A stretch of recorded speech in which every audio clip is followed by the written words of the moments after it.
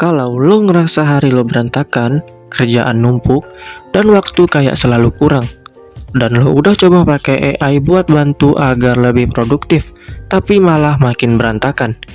Mungkin itu bisa terjadi karena lo masih pakai AI dengan cara yang salah.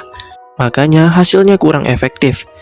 Nah, jadi di video ini gue bakal kasih 3 kesalahan yang paling sering terjadi saat pakai AI, beserta tipsnya, yang bisa langsung bikin hari lo lebih produktif, cuman dari HP doang.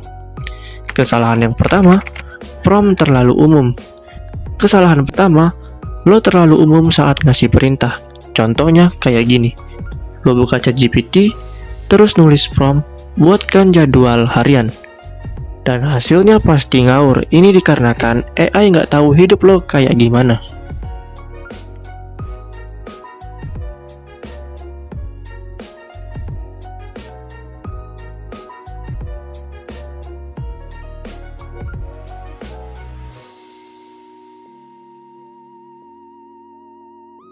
Dan tipsnya, buatkan jadwal harian untuk saya yang bekerja dari jam 9 pagi sampai 5 sore, ingin tetap punya waktu olahraga 30 menit, belajar skill baru 1 jam, dan istirahat yang cukup.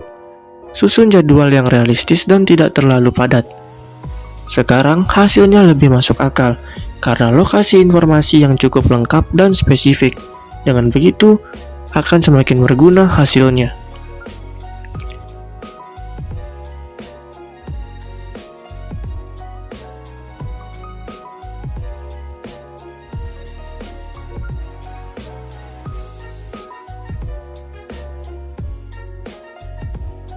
Dan aku bakal kasih kamu prompt yang siap pakai di segala kondisi. Kamu tinggal isi sesuai kebutuhanmu.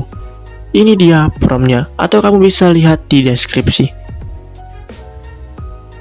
Kesalahan kedua, tidak kasih konteks. Kesalahan yang kedua ini, lo nggak kasih konteks dengan benar. Ini sering banget kejadian. Contohnya, buat email profesional. Kalau kamu cuma nulis prompt tanpa konteks seperti ini, maka hasilnya akan terlalu umum, kaku, dan gak sesuai situasi. Nah, jadi tipsnya seperti ini. Saya ingin mengirim email ke atasan untuk meminta izin cuti 2 hari karena urusan keluarga. Buatkan email yang sopan, profesional, tapi tetap singkat dan jelas. Begitu lo kasih konteks yang jelas, AI langsung ngerti situasinya dan hasilnya jadi lebih relevan.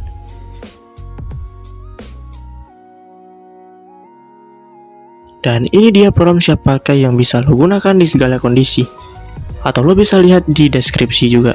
Kesalahan ketiga, terlalu bergantung tanpa diedit. Kesalahan ketiga ini, lo terlalu bergantung sama AI. Dapat jawaban dari AI, langsung dipakai. Padahal ini kesalahan besar. Contohnya seperti ini. AI bikinin lo to-do list atau rencana kerja, tapi terlalu padat dan gak sesuai sama yang lo mau. Nah, jadi yang lo harus lakukan adalah ambil hasil dari AI, terus lo sesuaikan dengan kondisi lo. Misalnya, kurangi tugasnya, ubah jamnya, dan sesuaikan dengan aktivitas lo.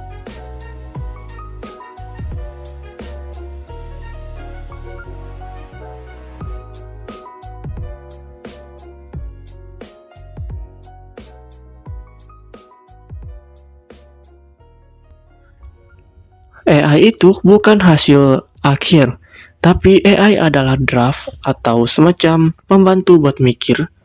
Jadi kalau lo nggak edit, lo cuma jadi pengguna pasif. Dan hasilnya belum tentu relevan dengan lo. Jadi, kalau dirangkum, yang pertama, jangan terlalu gunakan prompt yang umum. Yang kedua, selalu kasih konteks. Yang ketiga, jangan 100% bergantung pada hasil AI. Kalau lo benerin 3 ini, AI bukan cuma sekedar bot biasa, tapi bisa bikin kerjaan lo jauh lebih efisien dan bahkan hari lo jauh lebih produktif. Dan ingat, AI itu bukan pengganti lo, tapi alat buat ningkatin cara lo kerja.